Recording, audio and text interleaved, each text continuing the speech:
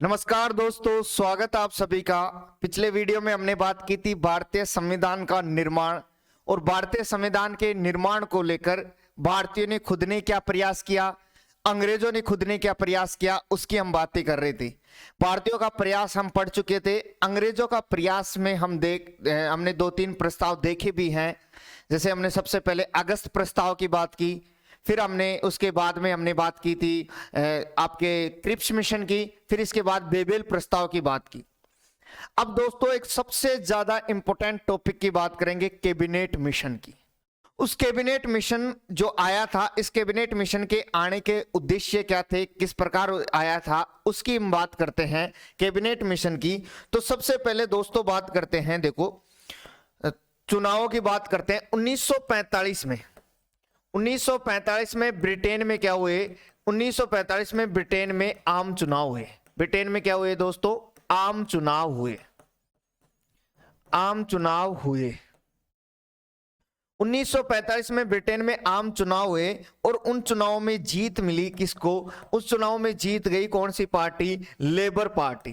कौन सी पार्टी जीत गई दोस्तों? Labour party. और लेबर पार्टी यानी मजदूर दल।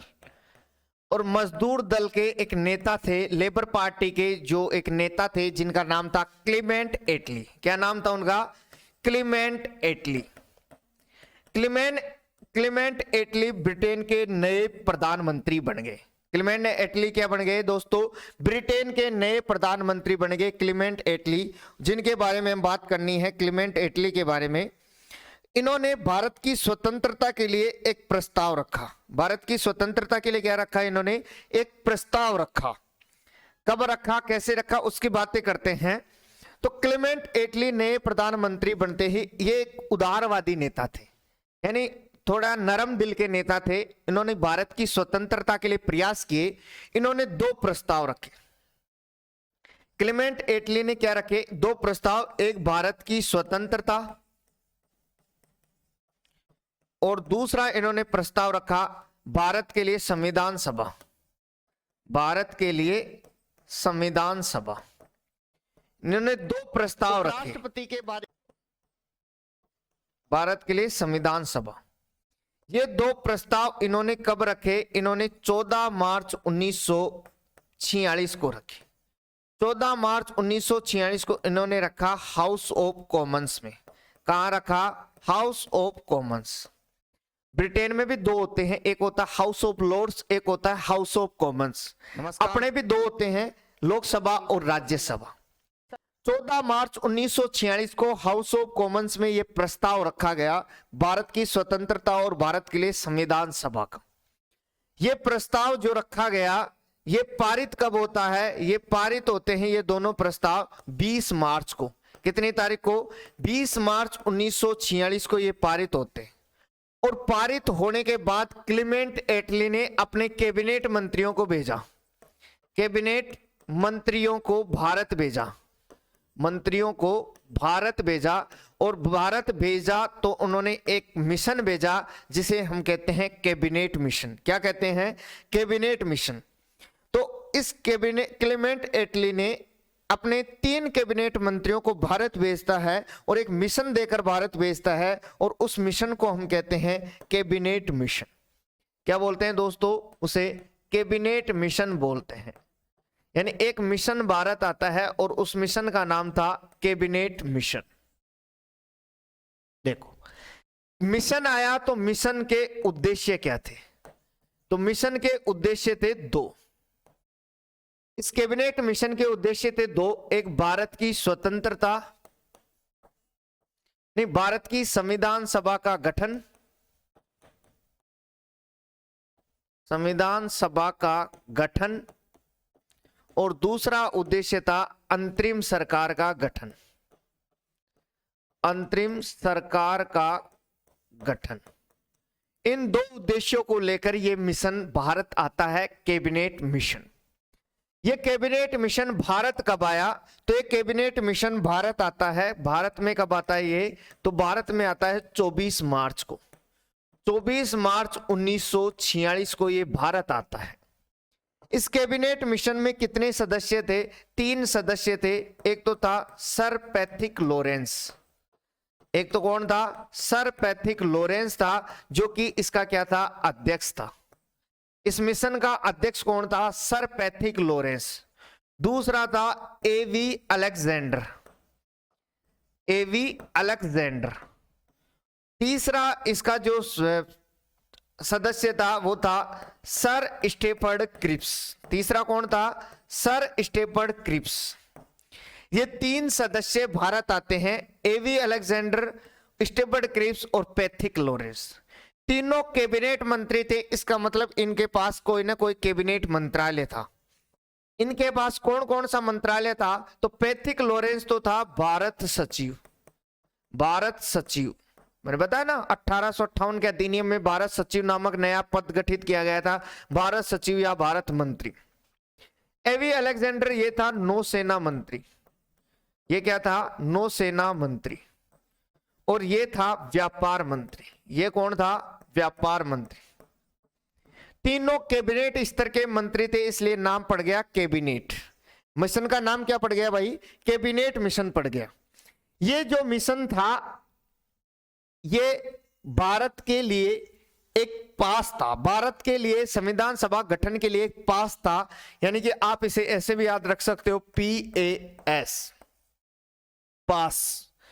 तो P से पैट्रिक लॉरेंस, A से एवी अलेक्जेंडर और S से स्टेफर्ड क्रिप्स। डबल S है ना, सर स्टेफर्ड क्रिप्स। ऐसे भी आप नाम याद कर सकते हो कि ये हमारे लिए क्या था, एक पास था। अब इस मिशन की क्या योजना थी, कैबिनेट मिशन की योजना, कैबिनेट मिशन की योजना निम्न थी, निम्न थी।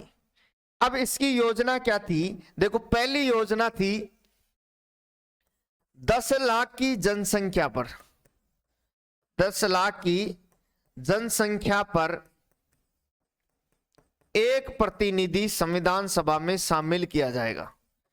एक प्रतिनिधि संविधान सभा में शामिल किया जाएगा। कितने प्रतिनिधि, एक प्रतिनिधि संविधान सभा में क्या किया जाएगा, शामिल किया जाएगा। कि 10 लाख की जनसंख्या पर एक प्रतिनिधि संविधान सभा में शामिल होगा। कितनी जनसंख्या पर, 10 लाख की जनसंख्या पर। और इस तरह सीटों की संख्या जो फिक्स की गई, सीटों की संख्या कितनी फिक्स की गई भाई, सीटों की संख्या जो फिक्स की गई वो फिक्स की गई कितनी, 389। कि 10 लाख की जनसंख्या पर एक प्रतिनिधि शामिल होगा और इस तरह टोटल सीटों की संख्या कितनी रखी गई, 389। यानी इस कैबिनेट मिशन योजना अनुसार, कैबिनेट मिशन योजना अनुसार सीटों की संख्या जो थी, सीटों की संख्या 389 निश्चित की गई। कितनी, 389 निश्चित की गई, जो इस प्रकार है, जो कि इस प्रकार है। किस प्रकार है, इस प्रकार। यानी 389 को किस प्रकार बांटा गया, तो इन 389 को इस प्रकार बांटा गया। 93 तो देशी रियासत, 93 सीटें तो किसकी फिक्स की गई, देशी रियासतों की फिक्स की गई। इसके साथ साथ 93 देशी रियासत, 292 ब्रिटिश प्रांत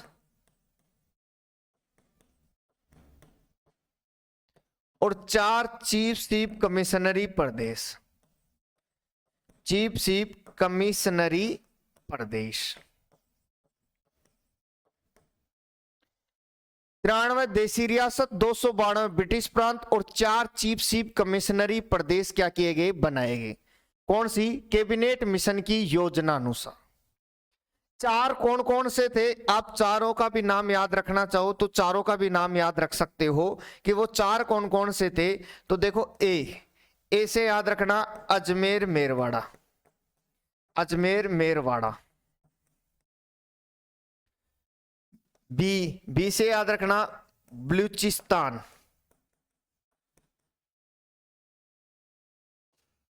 सी से याद रखना कुर्ग, और एक है डी से याद रखना दिल्ली।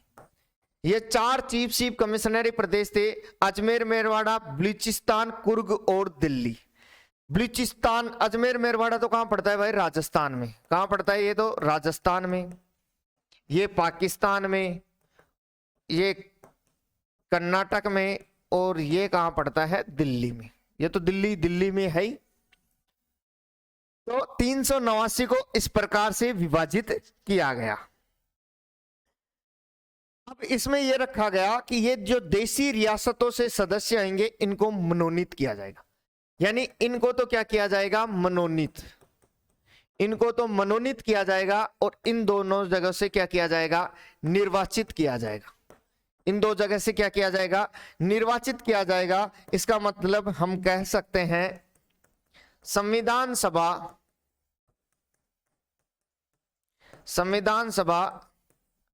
निर्वाचित व मनोनीत दोनों प्रकार की थी।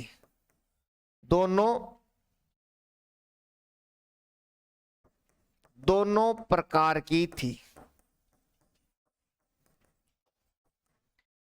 कि संविधान सभा जो थी ये निर्वाचित भी थी, साथ में क्या थी? ये मनोनीत भी थी। तो ये दोनों प्रकार की थी, निर्वाचित व मनोनीत दोनों प्रकार की क्या थी? संविधान सभा थी हमारी। क्योंकि देशी रियासतों से सदस्यों को मनोनीत करने की बात कही, जबकि ब्रिटिश प्रांत और चीफ कमिश्नरों से प्रदेशों से क्या की गई? निर्वाचित करने की बात की गई। हैदराबाद ऐसी रियासत थी जिसने तो अपना कोई प्रतिनिधि भी नहीं भेजा था।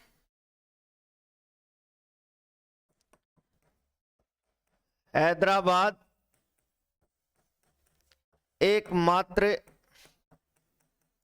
ऐसी रियासत थी जिसने अपना कोई भी प्रतिनिधि नहीं भेजा था। कोई भी प्रतिनिधि नहीं भेजा था। इसने अपना कोई भी प्रतिनिधि नहीं भेजा था। मोहम्मद अली जिन्ना व महात्मा गांधी जैसे नेता, महात्मा गांधी जैसे राष्ट्रीय नेता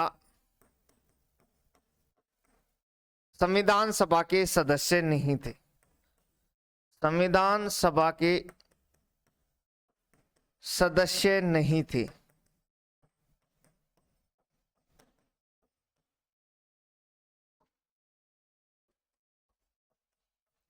संविधान सभा के निर्वाचन में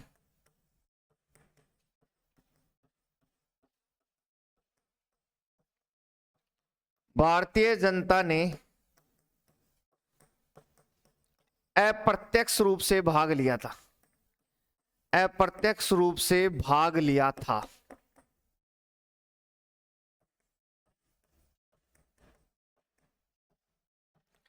अर्थात संविधान सभा का निर्वाचन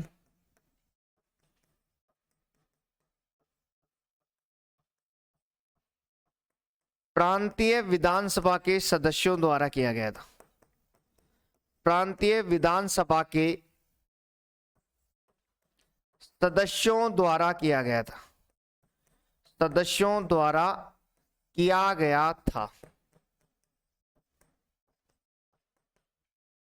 प्रांतीय जो विधानसभा के सदस्य थे उनके द्वारा किया गया था। किसका? संविधान सभा के सदस्यों का जो निर्वाचन किया गया था वो। इसके अलावा हम बात करें इसी में कि जो निर्वाचन हुआ था वो 296 जो सीटों पर निर्वाचन हुआ था। यानी कि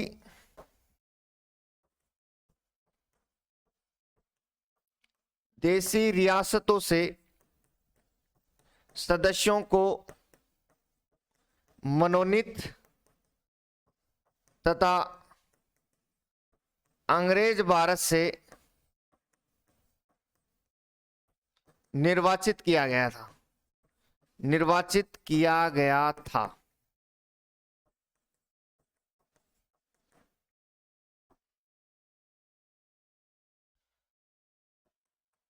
दो सौ 96 सीटों पर निर्वाचन हुआ। 296 सीटों पर निर्वाचन हुआ, जिन्हें इस प्रकार आरक्षित किया गया था। जिन्हें इस प्रकार क्या किया गया था? आरक्षित किया गया था। आरक्षित किया गया था। यानी कि ये जो 296 सीटें थी, इनमें 213 सीटें सामान्य वर्ग के लिए,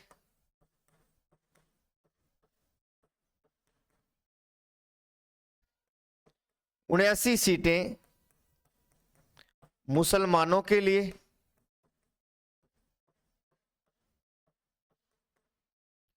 और 4 सीटें जो थी वो सिखों के लिए। यानी आरक्षण दे दिया गया, आरक्षित कर दिया गया। जुलाई 1996 में, जुलाई 1996 में चुनाव का परिणाम आया। जुलाई 1996 में चुनाव का परिणाम आया, जो इस प्रकार था, जो इस प्रकार था। यानी कि चुनाव में जो परिणाम आया 296 सीटों पर, इस 296 में से 208 सीटें तो जो थी वो कांग्रेस ने जीती। 73 सीटें किसने जीती? 73 सीटें मुस्लिम लीग ने जीती। और 15 सीटें किसने जीती? 15 सीटें अन्य ने जीती। 8 निर्दलीय थे, 7 छोटे छोटे दल थे जिन्होंने ये सीटें जीती थी। इस तरह टोटल हम 15 को एक साथ ही पढ़ लेते हैं कि 15 अन्य में, 15 किस में आएंगी दोस्तों? 15 अन्य में एक साथ ही हम बात कर लेते हैं कि 15 अन्य। तो 15 सीटें अन्य को मिली। मुस्लिम लीग को क्या मिली? कम सीटें मिली। मुस्लिम लीग सीटें कम मिली तो ये क्या हो गई? नाराज हो गई। नाराज होकर इसने क्या कर दिया? चुनाव का बहिष्कार कर दिया। मुस्लिम लीग ने जैसे ही चुनाव का बहिष्कार किया, विंस्टन चर्चिल ने एक बात कही। मुस्लिम लीग ने जैसे चुनाव का बहिष्कार किया, विंस्टन चर्चिल ने क्या कहा? नोट लगा के लिखना।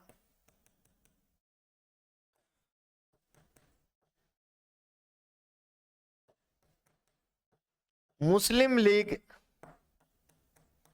के नाराज होने पर विंस्टन चर्चिल ने कहा, विंस्टन चर्चिल ने कहा कि संविधान सभा एक ऐसा विवाह है, एक ऐसा विवाह है जिसकी दुल्हन ही गायब है, जिसकी दुल्हन ही गायब है। यह किसने कहा? विंस्टन चर्चिल ने कहा कि ऐसा लग रहा है कि संविधान सभा एक ऐसा विवाह है जिसकी दुल्हन ही क्या है? गायब है। इसके बाद मैं बात करूं, इसके बाद में हम बात करें कि इसके बाद में ऐसा क्या हुआ, तो इसके बाद में होता है अंतरिम सरकार का गठन। क्या होता है दोस्तों इसके बाद में? इसके बाद में होता है अंतरिम सरकार का गठन। अंतरिम सरकार का गठन।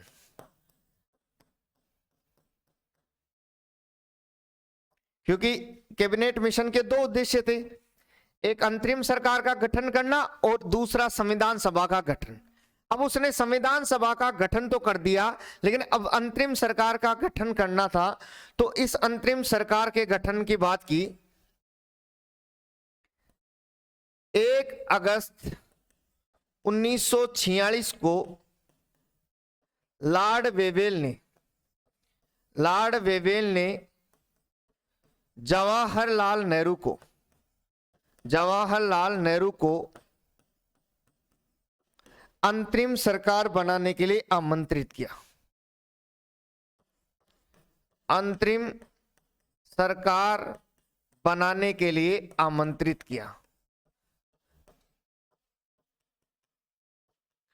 आमंत्रित किया कितनी तारीख को? 1 अगस्त 1946 को अंतरिम सरकार बनाने के लिए आमंत्रित किया लॉर्ड वेवेल ने।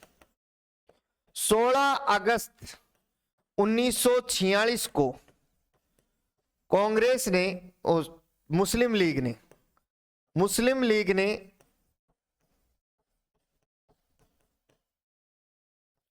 प्रत्यक्ष कार्यवाही दिवस मनाया। यह क्वेश्चन बहुत बार पूछा गया है कि मुस्लिम लीग द्वारा प्रत्यक्ष कार्यवाही दिवस कब मनाया गया था? तो प्रत्यक्ष कार्यवाही दिवस मनाया तथा देश में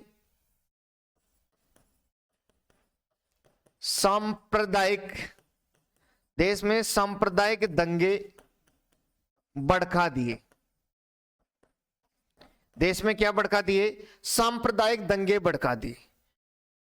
16 अगस्त 1946 को मुस्लिम लीग ने प्रत्यक्ष कार्यवाही दिवस मनाया और पूरे देश में क्या करवा दिए? उसने सांप्रदायिक दंगे भड़का दिए, क्योंकि इन्होंने विरोध किया अंतरिम सरकार का, और अंतरिम सरकार का विरोध करते हुए ये बात उन्होंने अपने पूरे देश में सांप्रदायिक दंगे भड़का दिए।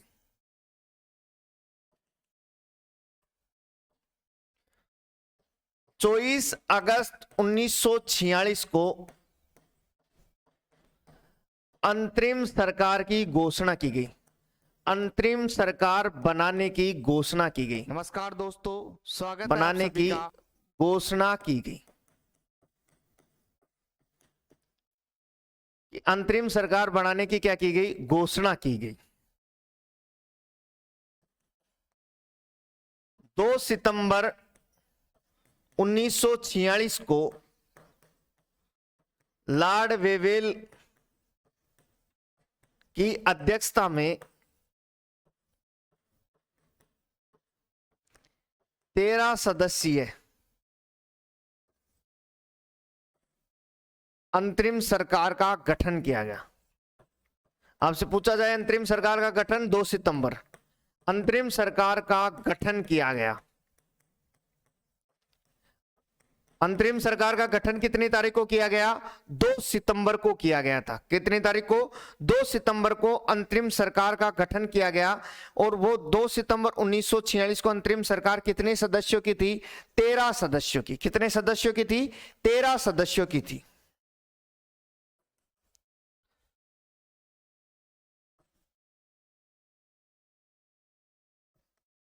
लॉर्ड वेवेल के प्रयासों से मुस्लिम लीग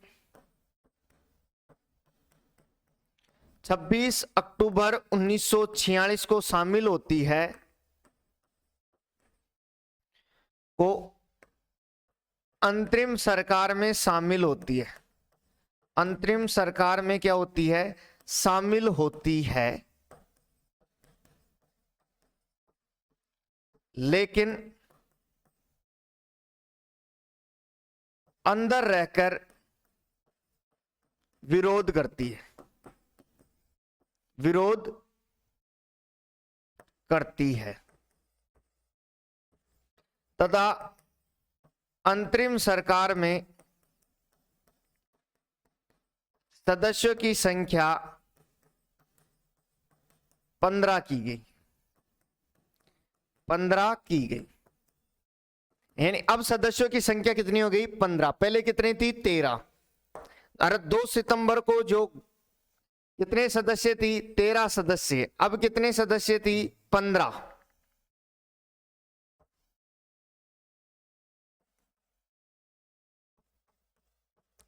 डॉक्टर भीमराव अंबेडकर ने कहा, अंतरिम सरकार के लिए कहा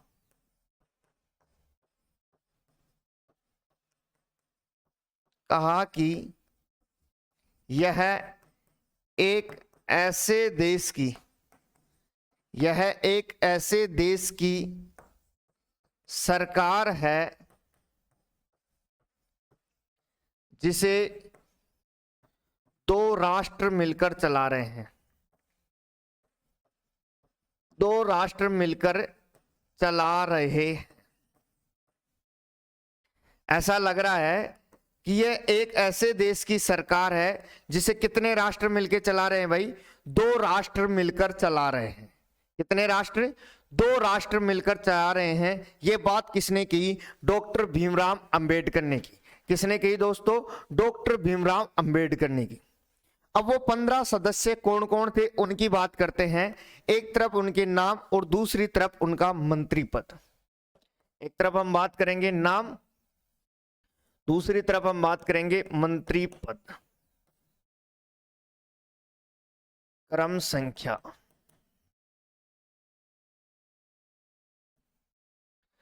सबसे पहले एक नंबर पर लॉर्ड वेवेल। लॉर्ड वेवेल ये थे कार्यकारी अध्यक्ष। ये अंतरिम सरकार के क्या थे? कार्यकारी अध्यक्ष। दूसरे नंबर पर जवाहरलाल नेहरू।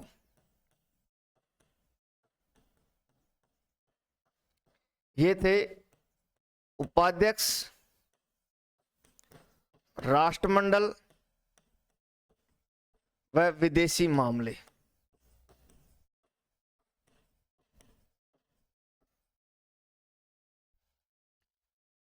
तीसरे थे सरदार वल्लभ भाई पटेल। ये थे गृह सूचना एवं प्रसारण मंत्री। चौथे थे सरदार बलदेव सिंह।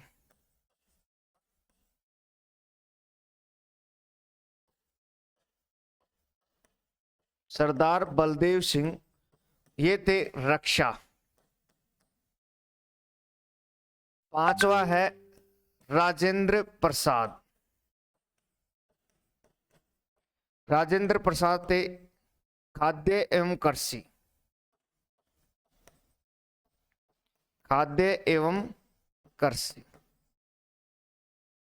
छठा है अन्ना आसफ अली। अन्ना आसफ अली, इसके पास था रेलवे।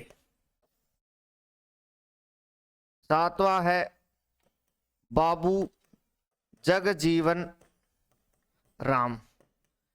बाबू जगजीवन राम के पास था श्रम। आठवां है जॉन मथाई, और जॉन मथाई के पास था उद्योग एवं आपूर्ति। 8 ये आपके हो गए हैं 8। तो इसके अलावा हम बात करें और कौन कौन थे।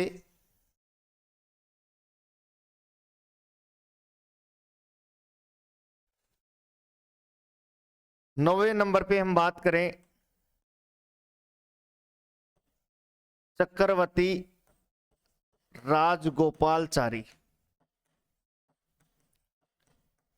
चक्रवर्ती राजगोपालचारी के पास था शिक्षा।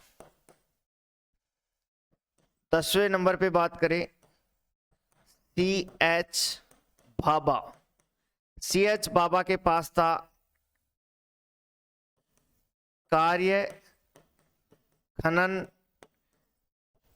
ऊर्जा। कार्य खनन एवं बंदरगाह। बंदरगाह। 11वें, ये जो नीचे के 5 लिखूंगा सारे मुस्लिम लीग के हैं। लियाकत अली खां। लियाकत अली खां के पास था वित्त। कितना इंपॉर्टेंट मंत्रालय हमने उसको दिया था, वित्त मंत्रालय। यानी वित्त मंत्रालय किसके? ये कौन था? मुस्लिम लीग। ये जितने भी अब लिख रहा हूं वो किसके लिख रहा हूं? मैं मुस्लिम लीग के लिख रहा हूं, ये याद रखना। जोगेंद्र नाथ मंडल। जोगेंद्र नाथ मंडल, इसके पास था विधि। ये भी किससे है? मुस्लिम लीग से।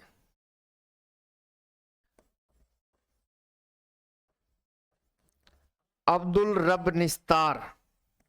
अब्दुल रब निस्तार के पास था दोस्तों संचार।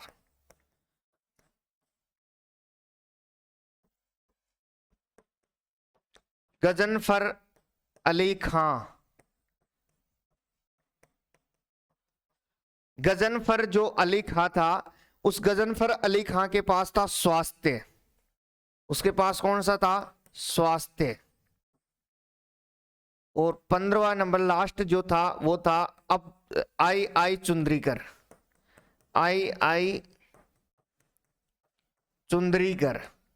इसके पास कौन सा था दोस्तों? इसके पास था वाणिज्य। ये जो लास्ट के मैंने पांचों लिखा है ये किससे संबंधित हैं? ये मुस्लिम लीग के से संबंधित हैं। यानी मुस्लिम लीग के भी 5 सदस्य शामिल थे और उस मुस्लिम लीग के जो 5 सदस्य शामिल थे उनके पास वित्त, वाणिज्य, विधि, स्वास्थ्य और संचार जैसे मंत्रालय थे। ये 5 सदस्य मुस्लिम लीग के शामिल थे। बात करते हैं हम आगे हमारे संविधान सभा की बैठकों की बात, कि फिर हमारी संविधान सभा ने कार्य जो प्रारंभ कर दिए, यानी कि संविधान सभा की बैठक।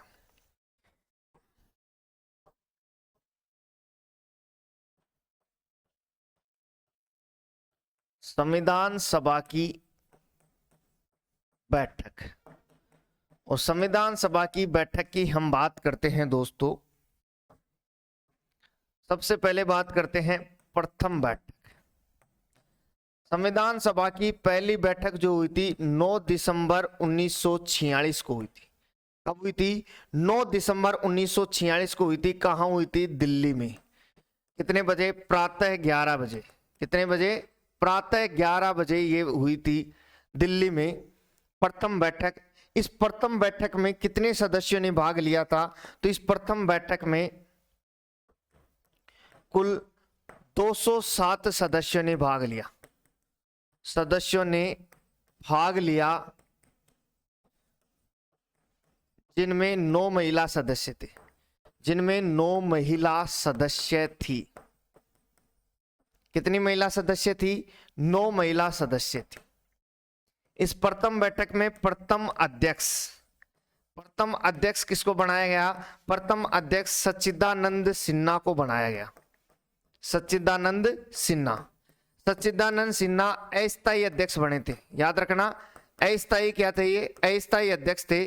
प्रोफेसर सच्चिदानंद सिन्हा को पहला अध्यक्ष बनाया गया था। और प्रोफेसर सच्चिदानंद सिन्हा का जो प्रस्ताव था, इनके नाम का जो प्रस्ताव रखा था, इनका प्रस्ताव किसने रखा? जेबी कृपलानी ने। किसने रखा?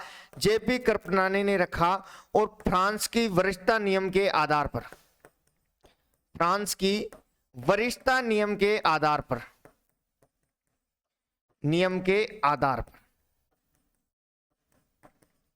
फ्रांस में एक नियम चलता है, वरिष्ठ आदमी को हम एक सम्मान की दृष्टि से देखते हैं, एक उच्च दर्जे पर रखते हैं। और उसी को ध्यान में रखते हुए जेबी कृपलानी साहब ने कहा कि हमारे जो सच्चिदानंद सिन्हा जी सबसे बुजुर्ग हैं, 92 साल की इनकी आयु थी, बोले इनको पहला अध्यक्ष बनाना चाहिए। टोटल 389 सदस्य थे, लेकिन फिर भी 207 सदस्य भाग लिए। क्योंकि मुस्लिम लीग भी नाराज थी, वो भी शामिल नहीं हो रही थी। और देसी रियासतें अभी तक डिसीजन नहीं ले पा रही थी कि भारत के साथ रहें या पाकिस्तान जाएं या खुद स्वतंत्र रहें। इसकी वजह से वहां से भी कई सदस्य शामिल नहीं हुए। इसके बाद में क्या होता है? इसके बाद में बात करते हैं दूसरी बैठक, द्वितीय बैठक। और द्वितीय बैठक जो हुई थी दोस्तों, ये द्वितीय बैठक हुई थी 11 दिसंबर 1946 को। द्वितीय बैठक 11 दिसंबर 1946 को कहां? दिल्ली में। दिल्ली में हुई। इस बैठक में क्या क्या काम हुआ दोस्तों? इस बैठक में देखो, एक तो स्थायी अध्यक्ष, एक उपाध्यक्ष भी 2 बनाए गए थे। और एक था संवैधानिक सलाहकार।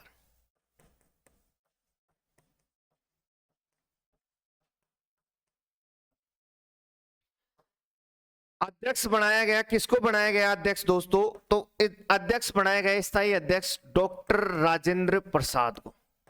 स्थायी अध्यक्ष किसको बनाया गया? डॉक्टर राजेंद्र प्रसाद को बनाए गए। उपाध्यक्ष 2 बनाए गए, एक एस.सी. मुखर्जी को बनाया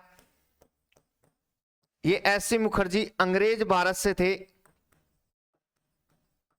और दूसरा बनाया वीटी कृष्णामाचारी को। वीटी कृष्णामाचारी जो थे, ये वीटी कृष्णामाचारी देसी रियासत से थे। किससे थे? देसी रियासतों से थे, और इनका संबंध जयपुर रियासत से था। कौन सी रियासत से? जयपुर रियासत से। पूछा गया क्वेश्चन है, दिसंबर 2018 में महिला परिवेशक में क्वेश्चन पूछा गया था कि वीटी कृष्णामाचारी का संबंध कौन सी रियासत से है?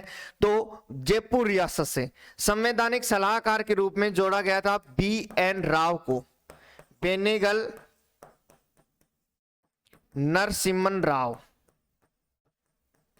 बी.एन. राव को संवैधानिक सलाहकार बनाया गया था। याद रखना, ये बी.एन. राव जो है, इसे भारतीय संविधान का क्या कहा जाता है? इसे भारतीय संविधान का वास्तुकार भी कहा जाता है।